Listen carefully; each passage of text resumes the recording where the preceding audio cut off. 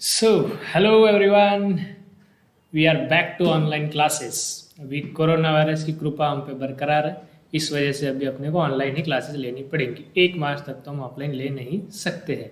लेकिन sir online में मज़ा नहीं आता. अरे यार देखो, अब मज़ा आता नहीं आता वो अदर थिंग है. लेकिन अभी अपन इससे ज़्यादा और वेट नहीं कर सकते कि अपने को पोर्शन भी ख़त्म करना है ना. अब एग्ज़ाम पोस्टपोन होती नहीं होती, ऑनलाइन है ऑफलाइन है, अभी कुछ भी क्लियर नहीं है. और एक बात मैं बोल दे रहा आपको अच्छे से, आप ऐसा बहुत जल्दी डिसीजन नहीं ले लेना. कहीं पे व्हाट्सएप पे मैसेज देख लिया कि इसका स्टेटस देख लिया कि ऑनलाइन क्लासेस मतलब ऑनलाइन एग्ज़ाम होने वाली है, तो अब भी ऐसा कुछ फिक्स नहीं है. ऑनलाइन है कि ऑफलाइन है ये भी कुछ फिक्स नहीं है.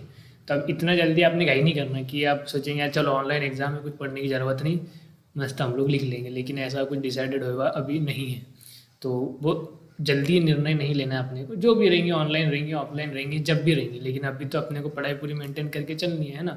तो अभी ऑनलाइन लेक्चर्स रहेंगे एटलीस्ट 1 मार्च तक. तो भी आगे भी कुछ बोलते नहीं आता, फेस टू फेस रहेंगे या जैसा भी. अब वो डिपेंड करता कोविड के कितने पेशेंट्स आते हैं.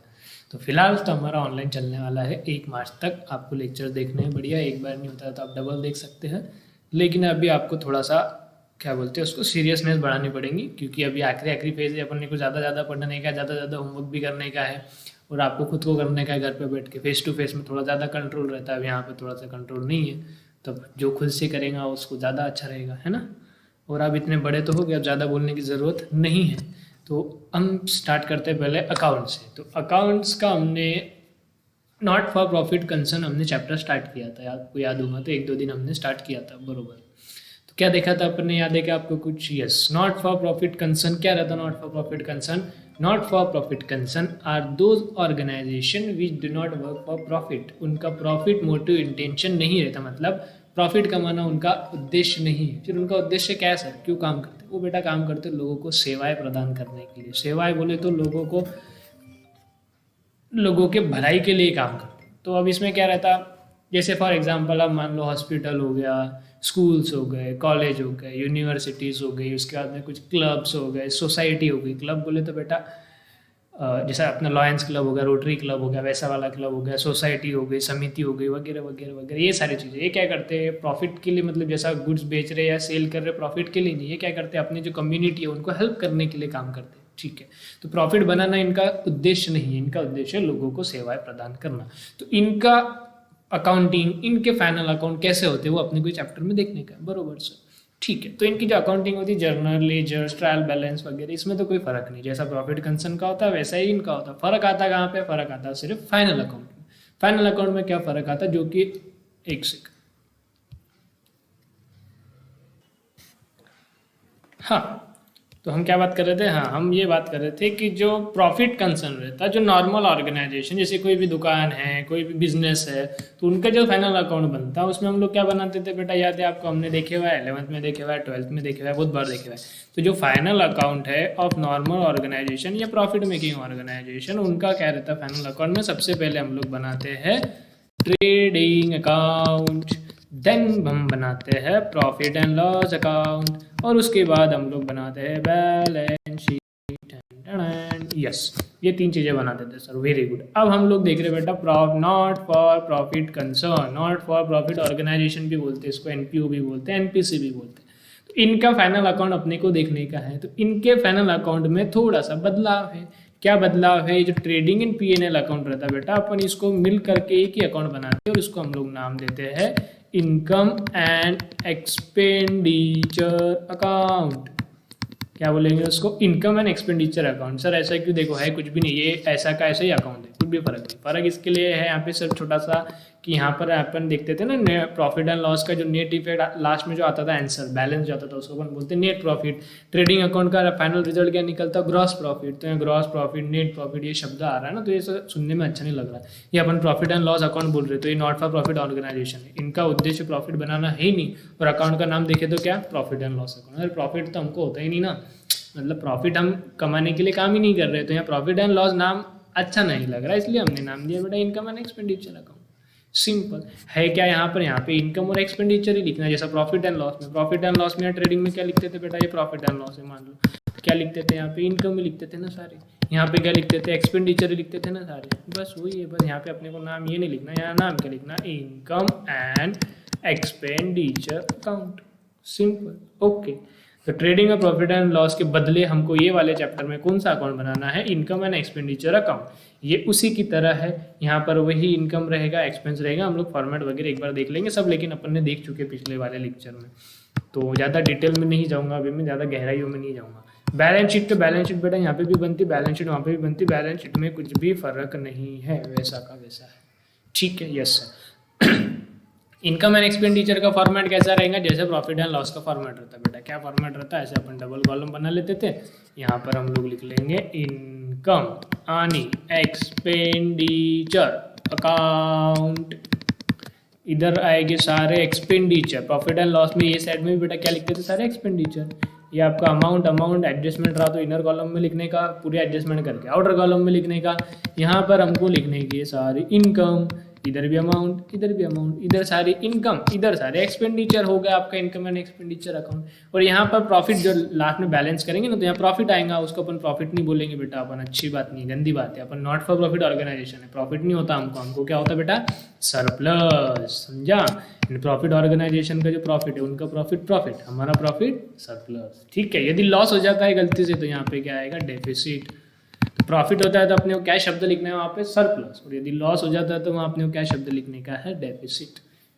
बाकी एकदम सिंपल। यहाँ सारे एक्सपेंडिचर अपने को पहचानने के, जो भी एक्सपेंडिचर रहेंगे वो यहाँ पे, जो भी इनकम रहेगी वो यहाँ पे। बैलेंस शीट का तो सेम ही है भैया, बैलेंस शीट का क्या बताया, बैलेंस शीट है, इधर लिखते अपन सारे एसेट्स, इधर लिखते अपन सारी लायबिलिटीज, एग्जैक्ट से, no difference at all in balance sheet.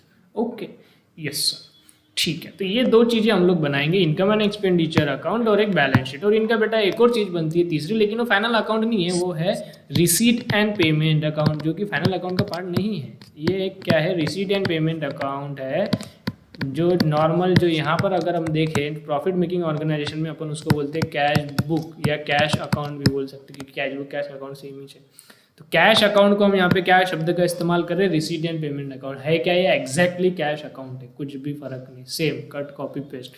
Cash account अपने को बनाना पड़ेगा, या बनाना नहीं है, मैक्सिमम क्वेश्चन में उन्होंने दिया हुआ है अपने को, लेकिन समझने के लिए मैं बता रहा आपको क्या रहेगा, एक अकाउंट दिया हुआ रहेगा जिसको हम बोलेंगे रिसीट एंड पेमेंट अकाउंट। हमारी भाषा में अपन ने इसको क्या समझने का, ये क्या है भैया, कैश अकाउंट। अच्छा, सिर्फ कैश नहीं समझने का, बैंक भी, कैश प्लस बैंक, क्योंकि दोनों की भी एंट्री इसमें होती है, कैश प्लस बैंक अकाउंट। ठीक है, तो कैश अकाउंट है तो कैश अकाउंट का फॉर्मेट कैसा रहता है, अरे यार एकदम कमाल, एकदम सिंपल है। लेकिन इसको कैश अकाउंट नहीं बोलने का, क्या बोलने का, रिसीट एनी पेमेंट अकाउंट। तो इधर भैया अपने को क्या लिखने का है, इधर भैया हमको लिखने की सारी रिसीट, इधर अपने को लिखने का है सारे पेमेंट। रिसीट बोले तो जहाँ जहाँ से पैसा आ रहा वो अपने को लिखना है यहाँ पर, इसको डेबिट साइड बोलते हैं, इसको क्रेडिट साइड बोलते हैं। तो जहाँ जहाँ से भी पैसा आएगा वो कहाँ लिखूंगा मैं, रिसीट साइड में। जहाँ जहाँ पे भी पैसा जाएगा वो कहाँ लिखूंगा मैं, पेमेंट साइड में। अब ये कैश अकाउंट है तो कैश अकाउंट में बैलेंस भी तो रहता है ना भैया, यस, तो यहाँ क्या लिखूंगा, टू बैलेंस बीड, ये क्या रहेगा, ओपनिंग बैलेंस। क्लोजिंग बैलेंस भी तो रहेगा, उसको मैं क्या बोलूंगा, बाय बैलेंस सीडी। ठीक है, तो ये क्लोजिंग बैलेंस, ये ओपनिंग बैलेंस, पूरा का पूरा एग्जैक्टली का एक सेम रहेगा बेटा। रिसीट एंड पेमेंट अकाउंट है, कैश अकाउंट का पूरा मिलता जुलता रहेगा। ठीक है, डेबिट साइड में लिखने हैं जहाँ जहाँ से पैसे आ रहे हैं, क्रेडिट साइड में लिखना है जहाँ जहाँ से पैसे जा रहा है, सिंपल। तो ये तीनों बातें आपको समझ में आई। नॉट फॉर प्रॉफिट ऑर्गेनाइजेशन में क्या क्या चीज़ें अपने को देखना पड़ेगा या लिखना पड़ेगा या बनाना पड़ेगा, receipt and payment account, income and expenditure account और balance sheet. Income and receipt and payment account बोले तो सिंपली क्या है, कैश बुक, कैश और बैंक दोनों की एंट्री रहेगी उसमें। और फाइनल अकाउंट में क्या क्या बनाना है, क्या मतलब, नॉट फॉर प्रॉफिट कंसर्न के फाइनल अकाउंट में क्या क्या बनाना है, इनकम एंड एक्सपेंडिचर अकाउंट और balance sheet. Income and expenditure profit and loss की तरह, बैलेंस शीट तो बैलेंस शीट है। ठीक है, यहाँ तक हमने देख लिया था, अब ज़्यादा डिटेल में नहीं जा रहा हूँ। ठीक है, अब यहाँ पर क्वेश्चन कैसे रहते हैं बेटा, मैक्सिमम क्वेश्चन में आपको दिया रहेगा, क्वेश्चन में रिसीट एंड पेमेंट अकाउंट दिए रहेंगे और उस पर से अपने को ये दोनों चीज़ें बनाने की, क्या क्या, रिसीट एंड पेमेंट अकाउंट दिया हुआ उसको देख देख करके अपने को बनाना है इनकम एंड एक्सपेंडिचर अकाउंट और बैलेंस शीट अकाउंट। जैसे नॉर्मल फाइनल अकाउंट हमने देखा था पार्टनरशिप का, उसमें अपने को क्या दिया हुआ रहता था, ट्रायल बैलेंस दिया हुआ रहता था, और ट्रायल बैलेंस को देख के हम लोग बनाते थे ट्रेडिंग पीएनएल और बैलेंस शीट। तो यहाँ पे क्वेश्चन में क्या दिया हुआ रहेगा, रिसीट एंड पेमेंट अकाउंट दिया रहेगा, नीचे थोड़ी सी एडजस्टमेंट दी हुई रहेंगी, इन दोनों चीज़ों को देख के अपने को बनाना है इनकम एंड एक्सपेंडिचर अकाउंट और बैलेंस शीट। ठीक है, यस सर। अब देखो ये रिसीट एंड पेमेंट अकाउंट यदि आपको दिया हुआ है, जैसे ये रहा रिसीट एंड पेमेंट अकाउंट, ठीक है, मैं इसको शॉर्टकट में आरएनपी अकाउंट लिखता हूँ, ठीक है, आप समझ जाएंगे, आपने नहीं लिखना है ऐसा, बस मैं थोड़ा टाइम बचाने के लिए लिख रहा। तो ये हो गया हमारा रिसीट एंड पेमेंट अकाउंट। तो नीचे दी हुई रहेंगे कुछ एडजस्टमेंट 3-4, और इसको देख के अपने को बनाने का है दो चीज़ें, कौन सी दो चीज़ें बनाने की रहती? एक तो बनाने का रहता इनकम एंड एक्सपेंडिचर अकाउंट, और दूसरा क्या बनाने का रहेगा? Balance sheet. ठीक है, अब फिर यहाँ पे कुछ चीज़ें रहेंगी, जैसे मान लो यहाँ पे लिखे हुआ है फर्नीचर, यहाँ पे लिखे हुआ है प्रिंटिंग एंड स्टेशनरी, यहाँ पे लिखे हुआ है परचेस, यहाँ पे लिखे हुआ है कोई भी एक्सपेंस ले लो, इलेक्ट्रिसिटी एक्सपेंस, यहाँ पर लिखे हुआ है मान लो सेल्स, या जो भी सेल्स नहीं बोलेंगे, जो भी यार सब्सक्रिप्शन है, यहाँ पर इनकम जो हमारे को कोई भी हो रही है, इंट्रेंस रिसीव्ड, ये ऐसी ऐसी चीज़ें यहाँ पर लिखी है, और नीचे कुछ एडजस्टमेंट रहेंगी। तो अपने क्या करना है, एक एक चीज़ें देखने की है, वो चीज़ें अपने को या तो इनकम एंड एक्सपेंडिचर में जाएंगी या तो बैलेंस शीट में जाएंगी। रिसीट एंड पेमेंट का एक ही इफेक्ट होगा, जैसे ट्रायल बैलेंस का एक ही इफेक्ट होता था। फिर यहाँ नीचे एडजस्टमेंट दी हुई रहेंगे, लेकिन एडजस्टमेंट के दो इफेक्ट होंगे, क्यों? क्योंकि इसकी जर्नल एंट्री बाकी रहती है, जर्नल एंट्री करते तो मिनिमम 2 अकाउंट हिट होते हैं, तो इसलिए मिनिमम 2 इफेक्ट तो होते ही होते हैं एडजस्टमेंट के। तो फाइनल अकाउंट के साथ ही कंपेयर करके इसको अपने को चलने का है। ठीक है, तो अपने को क्या करना है, एक एक चीज़ें उठानी है, इनकम एंड एक्सपेंडिचर में रखनी है, एक एक चीज़ें यहाँ से उठानी है, बैलेंस शीट में रखनी है। तो अपने को क्या पहचानने का है? बस इतना पहचानने का है कि जो दी गई चीज़ है रिसीट एंड पेमेंट में, वो क्या है मतलब वो 4 चीज़ों में से एक चीज़ हो सकती है। क्या क्या? या तो इनकम हो सकती है, या तो एक्सपेंस हो सकती है, या तो एसेट हो सकता है, या तो लायबिलिटी हो सकता है, या तो कैपिटल हो सकता है। बरोबर। यदि बेटा वो इनकम है तो कहाँ लिखो? आप ही दिमाग लगाओ, अब आप बड़े बच्चे हो गए, अपन 12th के एंडिंग में पहुंच गए हैं कि नहीं, अब छोटे नहीं रहे। इनकम है तो इनकम कहाँ लिखना पड़ेगा भैया? इनकम की जगह पे लिखना पड़ेगा। इनकम कहाँ जाती है? इनकम एंड एक्सपेंडिचर के क्रेडिट साइड में।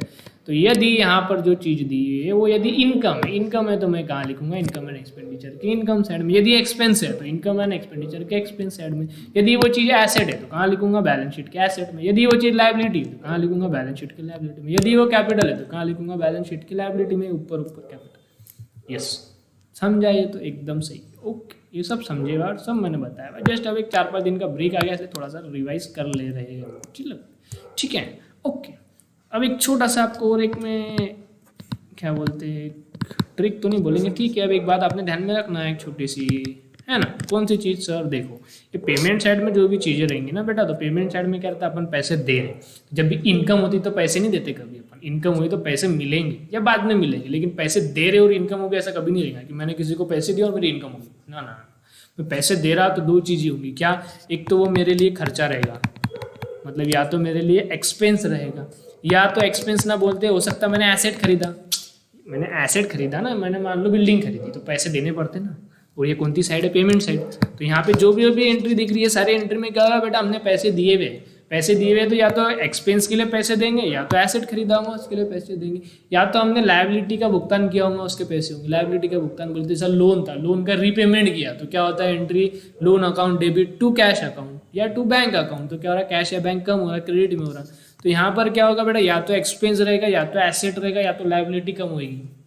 ठीक है, तो अपन अभी ऐसे एक ऐसा इसको क्या बोल सकते हैं, एकदम थंब रूल मान के नहीं चलना, लेकिन जस्ट एक कि भाई गलत ना हो, एक छोटा सा मेरा आंसर फटाफट आ जाए, उसके लिए ध्यान में रखना कि पेमेंट साइड में क्या रहेगा? या तो एक्सपेंस दिया हुआ रहेगा, या तो एसेट दिया हुआ रहेगा।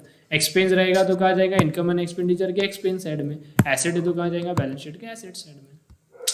कुछ नहीं, बस ऐसे ही बताया मैंने कि पेमेंट साइड में एक्सपेंस रहेंगे और एसेट्स रहेंगे। एसेट रहेगा तो एसेट में जाएगा, एक्सपेंस रहेगा तो इधर। रिसीट साइड में पैसे आ रहे हैं तो 2 चीज़ें रहेंगी, या तो इनकम, या तो हमने लायबिलिटी लेके आ गया बेटा, लोन लेके आ गया, तो पैसे तो आते हैं ना उसमें, भले लायबिलिटी क्रिएट हो जाती है, पैसे तो आ ही रहे ना। तो यहाँ की चीज़ें या तो इनकम रहेगी, या तो लायबिलिटी रहेंगी। इनकम रहेंगी तो इनकम एंड एक्सपेंडिचर की इनकम साइड में, लायबिलिटी है तो बैलेंस शीट की लायबिलिटी साइड में।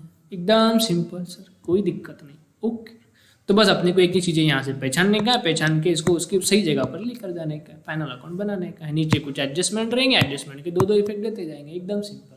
अब इससे क्या क्या इनकम रहती है, क्या क्या रहती है, सब्सक्रिप्शन, लीगेसीज, उसके बाद में एंट्रांस फीस, ये सब हमने डिटेल में एक एक करके देख लिया था। मैं पूरा उसको डबल नहीं कर रहा हूँ, ठीक है। तो आपने पढ़ लेना एक बार का, जिन्होंने वैसे तो ठीक है, अब यार पढ़ लो, क्योंकि मैं डबल नहीं ले सकता, इतना हमको टाइम परमिट नहीं करेगा। वैसे मैंने पढ़ाया है, अगर भूल गए होंगे तो एक काम करना, टेक्स्टबुक है अपनी, टेक्स्टबुक के स्टार्टिंग में सब कुछ दी हुआ है, एक एटम की सब्सक्रिप्शन वगैरह वगैरह वगैरह, वो सारी चीज़ें एक बार पढ़ लेना, ठीक है। ओके, तो अब हम without wasting any further time हम डायरेक्टली जंप करते हैं क्वेश्चन में। क्वेश्चन मैंने होमवर्क दिया था, ये 7वां क्वेश्चन। अभी प्रैक्टिकल प्रॉब्लम है कि इलस्ट्रेशन है, मुझे नहीं पता। इलस्ट्रेशन है, हाँ इलस्ट्रेशन है, पेज नंबर 82 वाला इलस्ट्रेशन ही है ना, इलस्ट्रेशन क्यों नहीं लिखा फिर इन्होंने? ठीक है, इलस्ट्रेशन लिखना बंद कर दिया इन्होंने, तो यहाँ लिखा रहता था ना बेटा सा इल्लू इलस्ट्रेशन। ठीक है, तो पेज नंबर 82 पे जो क्वेश्चन है रिसीट एंड पेमेंट बनाने का, ये वाला क्वेश्चन मैंने दिया था होमवर्क। अभी फटाफट मैं इसको सॉल्व कर लेता हूँ। ठीक है, तो देखो क्वेश्चन पढ़ो एक बार, क्वेश्चन को थोड़ा ध्यान से पढ़ना क्योंकि छोटा क्वेश्चन है तो वहाँ बोलेवा रहेगा। देखो पढ़ ही लेते, बाद में बताता। From the following receipt and payment account, अपने को क्वेश्चन में क्या दिया है बेटा, रिसीट एंड पेमेंट अकाउंट दिया हुआ है। एंड एडिशनल इन्फॉर्मेशन जो नीचे रहती है जिसको अपन एडजस्टमेंट बोलते हैं प्यार से, तो रिसीट एंड पेमेंट अकाउंट दिया, एडिशनल इन्फॉर्मेशन दिया जो कि हर एक क्वेश्चन में आपको दी हुई रहेगी। इसको देख करके हमको क्या बनाना है, prepare okay income and expenditure account. अपने कौन सा अकाउंट बनाना है, income and expenditure account for the year ended on this okay, and balance sheet as on date okay. Income and expenditure और बैलेंस शीट जैसा मैंने बताया था। कुछ कुछ छोटे मोटे क्वेश्चन में सिर्फ बोले हुआ है रिसीट एंड पेमेंट देख के income and expenditure he account बनाओ, तो आपने क्वेश्चन पूरा पढ़ लेना है। तो डायरेक्ट क्वेश्चन पे जंप करेंगे, ऊपर की लाइन नहीं पढ़ेंगे, डायरेक्ट रिसीट पेमेंट देख के चालू कर देंगे, बैलेंस शीट भी बनाएंगे, आपका टाइम वेस्ट होगा। क्वेश्चन में बैलेंस शीट पूछी नहीं तो क्या पूछेगा, एक बार अच्छे से पढ़ने का। ये ऊपर की जो 2-3 लाइन है ना बेटा, इसको इग्नोर नहीं मारने का, ठीक है, इसको अहमियत देने का, एक 10 सेकंड लगते लेकिन अच्छे से पढ़ लेने का। तो यहाँ पर अपने को पता चल गया क्या क्या बनाना है, बैलेंस शीट भी बनानी है और इनकम एंड एक्सपेंडिचर अकाउंट भी बनाना है, रिसीट एंड पेमेंट दिया हुआ है, एडिशनल इन्फॉर्मेशन दी हुई। तो चलो अब इसको सॉल्व करने की पद्धत रहेंगी सेम जैसा हम लोग फाइनल अकाउंट करते थे। सबसे पहले क्या करते थे, फाइनल अकाउंट में पहले एडजस्टमेंट पढ़ लेते थे, जहाँ जहाँ पे भी एडजस्टमेंट के इफेक्ट आएंगे वहाँ स्टार मार्क करते थे। क्यों करते थे, ताकि अपन उसको इनर कॉलम में लिखें, बाद में काटा पेटी ना हो। ठीक है, तो सबसे पहले एडजस्टमेंट देखते हैं। आउटस्टैंडिंग रेंट, मतलब किस में एडजस्टमेंट है बेटा, रेंट में, तो रेंट में हम लोग सितारा मारेंगे। सब्सक्रिप्शन में एडजस्टमेंट है तो कहाँ अपन करेंगे, सब्सक्रिप्शन में, ये रहा सब्सक्रिप्शन, इसके सामने हमने सितारा मार दिया। डिप्रिशिएट फर्नीचर, तो फर्नीचर में एडजस्टमेंट है तो फर्नीचर के सामने भी सितारा मार दिया, कोई बात नहीं। 50% of entrance fees should B capitalised, जो एंट्रेंस फीस है उसमें भी एडजस्टमेंट है ओके। कैपिटल फंड वाज 3000, ये क्या है सर, ये है ओपनिंग बैलेंस ऑफ कैपिटल। अरे भैया जब हम लोग बैलेंस शीट बनाएंगे ना, ये बैलेंस शीट देखो, ऐसी बैलेंस शीट बनाएंगे हम लोग, है ना, याद है ना आपको बैलेंस शीट ओके। तो ये जो अपन ऊपर में लिखते हैं इसको बोलते हैं ओपनिंग बैलेंस, ये ओपनिंग बैलेंस बताया हुआ है। फिर इसमें अपन ऐड करेंगे जो भी एडजस्टमेंट है, सरप्लस रहेगा, सरप्लस बोले तो प्रॉफिट, लेकिन प्रॉफिट नहीं बोलना, अच्छी बात नहीं, क्या बोलना, सरप्लस, सरप्लस ऐड करेंगे। तो जब तक ओपनिंग बैलेंस तो लगेगा ना कि शुरुआत में कितना था, तो ये ओपनिंग बैलेंस दिया है, ठीक है ओके। तो लेट्स स्टार्ट। सबसे पहले पेमेंट साइड से शुरुआत करते हैं। पहले दिया हुआ है सैलरी। अब मुझे एक बात बताओ, मैंने आपको 2 चीज़ बताई थी, क्या बताया था, पेमेंट साइड मतलब या तो एक्सपेंस रहेगा या तो एसेट रहेगा, उतना नहीं भी दिमाग लगाया लेकिन चलो ठीक है।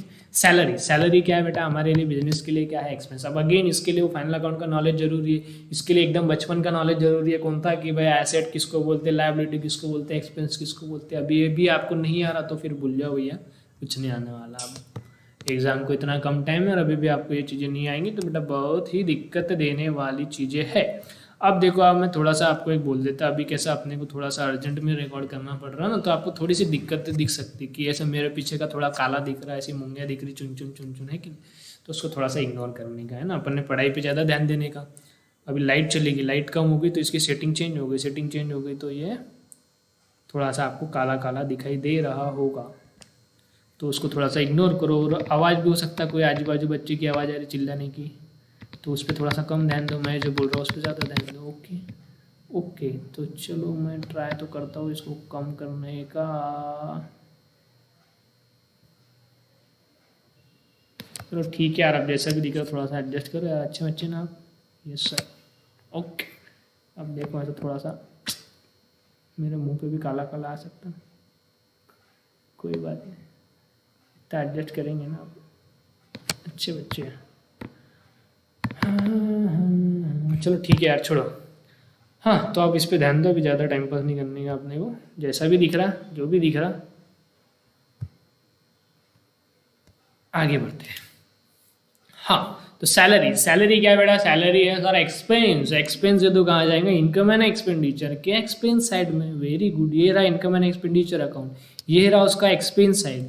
यहाँ पर मैं लिख दूंगा बेटा टू सैलरी, कितने बेटा 4000। एडजस्टमेंट है कि नहीं, एडजस्टमेंट कैसे पहचानेंगे, स्टार मार्क करेगा, जिसमें स्टार रहेगा उसको अंदर लिखेंगे, स्टार नहीं तो बाहर लिख देंगे। फिर है बेटा printing and stationery 1000। Printing and stationery भी क्या है, एक्सपेंस है तो इनकम एंड एक्सपेंडिचर के एक्सपेंस साइड में। एडजस्टमेंट है क्या नहीं, तो डायरेक्ट आउटर कॉलम में लिख देंगे printing and stationery 1000। Next, by commission 500 commission. अब सर ये इनकम भी हो सकता है, एक्सपेंस भी हो सकता है। बेटा रुको, मैंने कुछ चीज़ बताई थी, पेमेंट है, अपन पैसे दे रहे हैं, पैसे देने वाले साइड में है, देने वाली साइड में इनकम थोड़ी ना रहेंगी। कमीशन रिसीव्ड रहता तो पैसे मिलते थे, वो रिसीव्ड साइड में रहता था। पेमेंट साइड में बोले तो ये एक्सपेंस है, एक्सपेंस है तो कहाँ जाएगा, इनकम एंड एक्सपेंडिचर के एक्सपेंस साइड में, to commission 500। Okay, by rent, rent sir ये भी एक्सपेंस है, ये भी एक्सपेंस है, तो एक्सपेंस साइड में जाएगा, लेकिन स्टार है मतलब एडजस्टमेंट है, तो कहाँ लिखेंगे, इनर कॉलम में, टू रेंट 2000 रुपीज।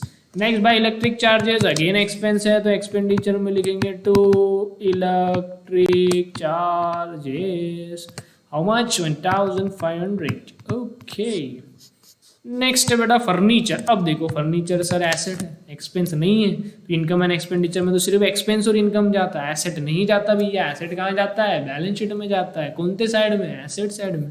तो लिखो ना फिर, इतना काहे सोच रहे हो। तो बैलेंस शीट के एसेट साइड में फर्नीचर 8000, इसमें एडजस्टमेंट है इसलिए अपन इसको बेटा अंदर लिखेंगे। Okay, no balance CD, balance CD का क्या करेगा, बैलेंस, ये काय का बैलेंस है बेटा, receipt and payment. Receipt and payment मैंने क्या बोला था, क्या है, कैश अकाउंट है। कैश अकाउंट है बोले तो किसका क्लोजिंग बैलेंस है, कैश का। तो कैश का क्लोजिंग बैलेंस हमारे लिए क्या रहता है, एसेट रहता है। कैश एसेट है, याद है ना, एसेट है तो कहाँ जाएगा, बैलेंस शीट के एसेट साइड में। तो लिखो फिर बैलेंस शीट के एसेट साइड में कैश, अरे यार CASH 1000 only. Okay, yes sir, very good. तो ये हो गई पेमेंट साइड खत्म। अब वो रिसीट साइड में, to balance BD, opening balance है सर, इसका क्या करना है, इसका कुछ भी नहीं होता, ओपनिंग बैलेंस का कुछ नहीं होता, सिर्फ क्लोजिंग बैलेंस जाता। तो आपने क्या करना है, कहीं पे एक मार्जिन पे या कोई एक पेज ऐसा रहता ना, हर एक चैप्टर में आप एक काम करना चाहिए अपने की, एक दो पेज खाली छोड़ देना पहले। वो एक दो पेज में क्या लिखना, मुझे बोलता है इंपॉर्टेंट चीज़ें अपने दिमाग में से निकल जाती, तो आप फिर कहीं पे भी लिख देते, मार्जिन पे लिखते, इधर लिखते, उधर लिखते, फिर ढूंढने में मुश्किल जाती बाद में। इसलिए क्या करना, हर एक चैप्टर के पहले 2 पन्ने छोड़ देना, उसमें मैं जो भी इंपॉर्टेंट बातें बोलूँगा आपने लिखना। जैसे एक इंपॉर्टेंट बात ये है तो ये लिख देना। क्या इंपॉर्टेंट बात है बेटा, कि ओपनिंग बैलेंस ऑफ रिसीट आणि पेमेंट अकाउंट हैज या हैव नो इफेक्ट, इसका अपने को कुछ भी इफेक्ट देने का नहीं है, बोले तो नहीं। ठीक है, ओके।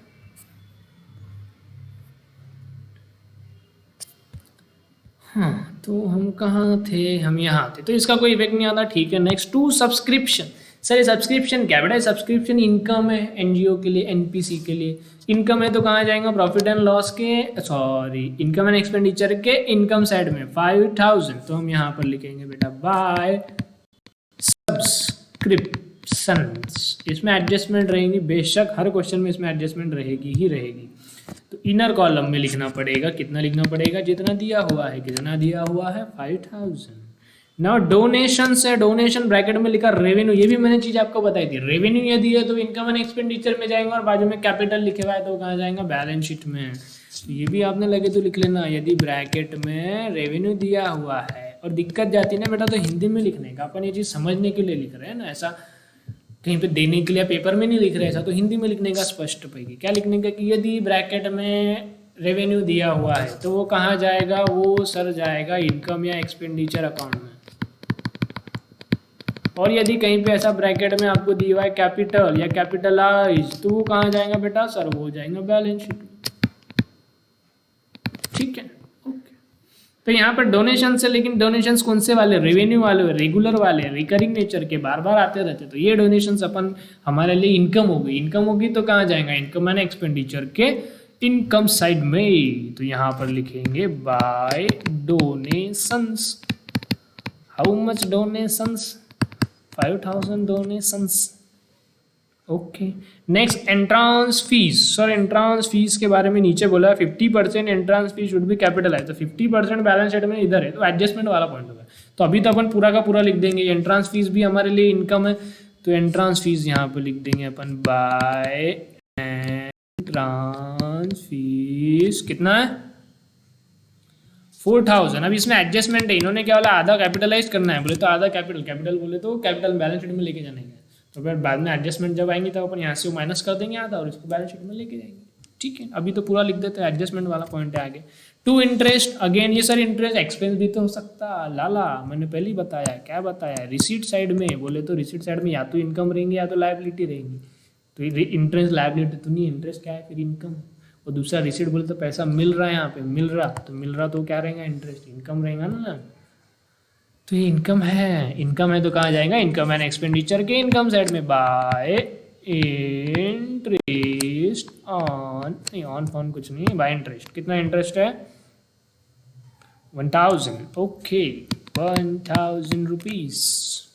नेक्स्ट, अब एडजस्टमेंट सारी हमारी ऊपर की चीज़ें खत्म हो गई। तो पहला है आउटस्टैंडिंग रेंट वाज 200। तो ये अब फाइनल अकाउंट का आपको जबरदस्त इसमें नॉलेज की रिक्वायरमेंट है। सारे एडजस्टमेंट फाइनल अकाउंट के जैसे ही, खाली एक दो छोड़ के। तो अपने को फाइनल अकाउंट में आपको याद है बचपन के वो दिन जब हम लोग आउटस्टैंडिंग रेंट को ऐड किया करते थे। आउटस्टैंडिंग का अपन क्या करते थे? हमेशा ऐड, क्योंकि ये बाकी है, उसमें आया हुआ नहीं है, तो अपने को क्या करना पड़ेगा? उसमें ऐड करना पड़ेगा। उसमें किसमें? और जो एक्सपेंस है, जैसा यहाँ आउटस्टैंडिंग रेंट है तो अपन क्या करते हैं? पहला इफेक्ट रेंट में ऐड, और दूसरा क्या कहेंगे? आउटस्टैंडिंग रेंट बोले तो रेंट का पेमेंट करना बाकी है तो कभी ना कभी तो देना पड़ेगा ना, कट में थोड़ी ना चलता। तो ये अभी नहीं दिया तो फ्यूचर में देना पड़ेगा, तो लायबिलिटी है तो बैलेंस शीट की लायबिलिटी साइड। तो आउटस्टैंडिंग रेंट के दो इफेक्ट क्या आएंगे? इनकम एंड एक्सपेंडिचर के एक्सपेंस में ऐड और दूसरा बैलेंस शीट की लायबिलिटी साइड। ठीक है, अब इतना भी बोलने की जरूरत नहीं पड़नी चाहिए थी क्योंकि अपना फाइनल अकाउंट हो चुका है। तो ये अब मैंने डायरेक्ट लिखना चाहिए, अब आगे से मैं डायरेक्ट ही लिखूंगा। टू रेंट, तो अपने को क्या करना है? रेंट में add outstanding rent, how much? 200। तो टोटल रेंट हो जाएगा 2200। और दूसरा क्या है बेटा? लायबिलिटी है, तो लायबिलिटी साइड लिखेंगे outstanding rent 200 rupees. Next adjustment is subscription includes 1000 as subscription received in advance and subscription outstanding for current year was 500। तो दो एडजस्टमेंट है लेकिन दोनों भी सब्सक्रिप्शन में। तो ध्यान से, पहले क्या बोला उन्होंने भैया? पहले बोला जो 1000 रुपये है वो है सब्सक्रिप्शन रिसीव्ड इन एडवांस, पहले मिल गया। सब्सक्रिप्शन क्या है? इनकम, ऐसी इनकम जो पहले मिल गई, मतलब pre received income, advance income. तो प्री रिसीव्ड इनकम के दो इफेक्ट क्या आते हैं? प्री रिसीव्ड बोले तो अगले साल से रिलेटेड है, तो ये साल के इनकम एंड एक्सपेंडिचर में आना चाहिए क्या? नहीं, तो ये साल के इनकम एंड एक्सपेंडिचर में से हटाना पड़ेगा। तो अपन क्या करेंगे? ये साल का जो इनकम एंड एक्सपेंडिचर है यहाँ से हटा देंगे उसको, है ना। ये एक पहला इफेक्ट हो गया उसका। लेस एडवांस या प्री रिसीव्ड भी लिख सकते हैं, लेकिन जो वर्डिंग का इस्तेमाल क्वेश्चन में अपन ने भी वही वर्डिंग यूज करना है। वहाँ एडवांस बोला था, अपन भी एडवांस बोलेंगे, एडवांस सब्सक्रिप्शंस। ठीक है, मैं पूरा नहीं लिख रहा, आपने ध्यान से लिख लेना। लेस एडवांस सब्सक्रिप्शन, कितना था भैया एडवांस सब्सक्रिप्शन? चलो यार जल्दी, अटक गए हो। हाँ, तो सब्सक्रिप्शन है सर 1000। ओके, एडवांस वाला। तो अपनी को क्या हो? ये साल से रिलेटेड नहीं, अगले साल का, तो अगले साल के इनकम एंड एक्सपेंडिचर में लिखेंगे, अभी तो हटाओ। और ये ऐसा है पहले मिल गया तो हमारे लिए क्या रहता है बेटा? लायबिलिटी रहता। तो यहाँ पर ये कहाँ लिखना पड़ेगा? लायबिलिटी में क्या लिखेंगे? Advance subscription, how much? 1000 only. तो इसके दो इफेक्ट ये है, समझ में आया क्या? और ये आउटस्टैंडिंग के दो इफेक्ट ये है। Okay, next subscription outstanding. ये क्या है? अब outstanding subscription, outstanding income receivable, इसके दो इफेक्ट क्या हो रहे थे? आउटस्टैंडिंग ऐड करते, तो ये तो अपन करेंगे ऐड। तो यहाँ पर हम लोग लिखेंगे ऐड आउटस्टैंडिंग सब्सक्रिप्शन। अब मैं इतना ही लिख रहा हूँ, कितना है? 500। और दूसरा इफेक्ट क्या होता है? इनकम है जो मिली नहीं तो फ्यूचर में मिलेंगी, और फ्यूचर में यदि कोई भी चीज़ मिल रही है, फ्यूचर में बेनिफिट हो रहा, तो वो क्या रहता है? एसेट। तो कहाँ जाना चाहिए? बैलेंस शीट के एसेट साइड में। तो लिखो फिर उसे, क्या लिखेंगे? Outstanding subscription, how much? 500। ठीक है, ये दो इफेक्ट को भी हाईलाइट कर दोगे। ये देख लो, ये पहला इफेक्ट, ये दूसरा इफेक्ट। Yes sir, next. अरे सर ये तो फाइनल अकाउंट के जैसे ही चाहिए। तो फिर मैंने तो वही बोला बेटा, फाइनल अकाउंट के जैसे नहीं, फाइनल अकाउंट ही है ये। फाइनल अकाउंट है नॉट फॉर प्रॉफिट कंसर्न का, सिर्फ वो ऑर्गेनाइजेशन बदल गई, थोड़ा सा चेंज हो गया, लेकिन है ये फाइनल अकाउंट ही। तो फाइनल अकाउंट की तरह ही सॉल्व होना चाहिए। चलो कहाँ तक पहुँच गए भैया? 2 हो गए आई थिंक, यस। पहली होगी एडजस्टमेंट, दूसरी होगी एडजस्टमेंट, तीसरी देखिए depreciate furniture eight 8% per annum. Depreciate करना है, डेप्रिशिएशन के दो इफेक्ट क्या रहेंगे, एसेट में से माइनस करेंगे इनकम एंड एक्सपेंडिचर के एक्सपेंस साइड में रखेंगे। ओके, फर्नीचर इसमें से करेंगे लेस डेप्रिसिएशन एट 8%। 8,000 का 8% आपको निकालना पड़ेगा, तो वो कुछ भी 640 आएगा, ऐसी आएगा ना, हाँ ऐसी आएगा। तो 640 आप माइनस करेंगे इसमें से, तो कितना बचेगा, तो वो बचेगा बेटा 7,460। ओके, नहीं नहीं नहीं नहीं नहीं 360, 7,360। ओके, ये तो हो गया पहला इफेक्ट। दूसरा इफेक्ट क्या रहेगा, डेप्रिसिएशन बोले तो खर्चा है, खर्चा है तो एक्सपेंस है, एक्सपेंस है तो इनकम एंड एक्सपेंडिचर के एक्सपेंस साइड में टू डेप्रिसिएशन 640। ओके, ये दो इफेक्ट को भी हाईलाइट कर दूं क्या, आपने मुझे मैसेज करके बताना ये हाईलाइट कर रहे हो आपको बराबर से दिखता है या नहीं दिखता, क्योंकि बहुत लोग मोबाइल में देखेंगे तो छोटा दिखता, बहुत लोग स्क्रीनशॉट लेते, तो स्क्रीनशॉट लेने के बाद में हाईलाइट करे हुए के अंदर जो लिखा हुआ दिखता है नहीं दिखता, ताकि मैं फिर हाईलाइट नहीं करूँगा या दूसरे कलर से करूँगा, तो मुझे बता देना दिखता है नहीं दिखता। Okay, yes sir. Next 50% entrance fees to be capitalized, और जब जब ये कैपिटलाइज्ड बोले बारे का मतलब अपने को कैपिटल में ऐड करना है, तो जो एंट्रांस फीस मिलेगी ना अपने को कितनी मिली 4,000, तो इसका 50% बोले तो आधा हिस्सा अपने को क्या करना है, कैपिटल में ऐड करना है। लेकिन हमने पूरा का पूरा कहाँ लिख दिया बेटा, अपन ने इसको इनकम मान के इनकम में लिख दिया, तो यहाँ से अपने को हटा देना पड़ेगा, क्या करना पड़ेगा, लेस कैपिटलाइज। कैपिटलाइज बोले तो कैपिटल में ऐड किया, कितना करना है 50%, तो 4,000 का आधा कितना होता है 2,000, तो 2,000 यहाँ से हटा देंगे तो यहाँ कितना बचेगा 2,000, और ये जो हटाया है आपने ये कहाँ लिखना है अपने को, कैपिटल जो भी रहेगा उसमें अपने को करना है ऐड। क्या लिखना बेटा वहाँ पे लिखना एंट्रांस फीस कितनी 2,000, तो दो इफेक्ट क्या है, यहाँ से अपन ने हटा दिया और यहाँ पे कैपिटल में add. Okay, next capital fund 3,000, मैंने क्या बोला, ये क्या है ओपनिंग बैलेंस ऑफ कैपिटल, तो कहाँ जाएगा बैलेंस शीट में, कैपिटल में ऊपर में 3,000 रुपया। ठीक है, ओके सर, वेरी गुड। तो ये हो गया आपका क्वेश्चन पूरा का पूरा समाप्त, एकदम इजी।